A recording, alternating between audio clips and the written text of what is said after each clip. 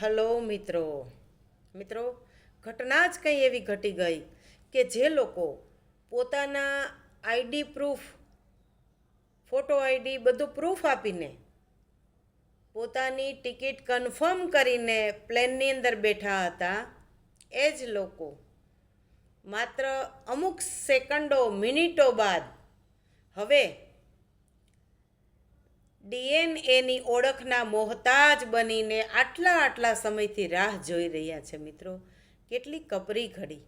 મિત્રો, આપણે બધાએ વિડીયો જોયા, વિચલિત કરી મૂકે, હૃદય દ્રવી જાય એવા દ્રશ્યો જોઈ અને આપણી બધાની આંખ ભીની થઈ. પણ મિત્રો, આવા કપરા કાળની અંદર પણ માનવતા ગુમાવીને દાનવ બનવાનું હજી કદાચ માનવ ભૂલ્યો નથી. આટલી ગંભીર પરિસ્થિતિ, આટલું મોતનું આવું તાંડવ ઘડીના છઠ્ઠા ભાગમાં આસમાનમાં ઉડતા, સુખમાં લહેરાતા અને મોજ મસ્તીથી જીવતા લોકો છે, એ કાળનો કોળિયો બની ગયા.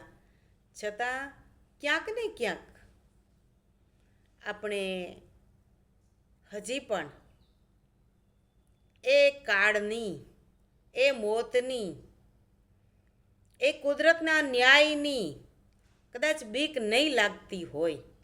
આપણને કદાચ એવું લાગે છે કે એ મોત તો એ લોકોને આવે, આપણને થોડું આવે.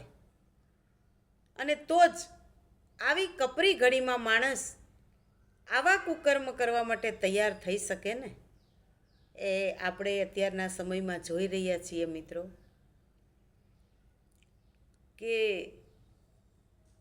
જેને સપનાની ઉડાન લઈને વિદેશની ધરતી ઉપર જઈને સુખ, સગવડ અને સાહેબીમાં રાચવું હતું, એ આજે હોસ્પિટલના એક અંધારિયા ખંડમાં રાહ જોઈને બેઠા છે કે મને કોઈ ઓળખે, મારી ઓળખ થાય. મિત્રો, આપણી ચામડી, આપણું રૂપ કે જેના માટે આપણે ગૌરવ લેતા હોઈએ, એ ચામડી બળી ગઈ, એ રૂપ રોડાઈ ગયું. આપણા જ સ્વજનો આપણને ઓળખી શકતા નથી. આપણે વાત કરીએ છીએ આત્માના ઓળખની. આત્માને ઓળખવો અઘરો નથી.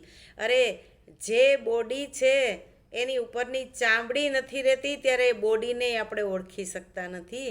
એના માટે તો આપણે વિજ્ઞાનનો સહારો લેવો પડે છે, ડીએનએ ટેસ્ટ કરવા પડે છે. ત્યારે ખબર પડે છે કે આ મારા સ્વજનનું બોડી છે કે અન્ય કોઈનું બોડી છે. અને એ તમામ બોડી આજે રાહ જોઈને બેઠા છે. ઘટનાના 3 દિવસ પછી પણ આપણે હજી સુધી તમામની ઓળખ કરી શક્યા નથી. આવી પરિસ્થિતિમાં માણસની અંદર સૂતેલી માનવતા જાગી જવી જોઈએ. એની બદલે દાનવતા જાગી એ જોઈને ખરેખર દુઃખ થાય છે. મિત્રો, અને ખરેખર એમ થાય છે કે આવું વર્તન કરનારા જિંદગીના છેલ્લા શ્વાસ સુધી માત્ર ને માત્ર કોઈનું લઈ લેવું, કોઈનું પડાવી લેવું અને કોઈને છેતરી લેવો, એવું કરનારા લોકોને શું ક્યારેય મોત આવવાનું જ નથી? આ એક પ્રશ્ન છે, એનો જવાબ મને તો જડતો નથી. મિત્રો, કદાચ આપને જડે તો મને જણાવજો. ચાલો ત્યારે મિત્રો, આજે બીજું કોઈ કહેવા માટે શબ્દો આપણી પાસે નથી. નમસ્તે.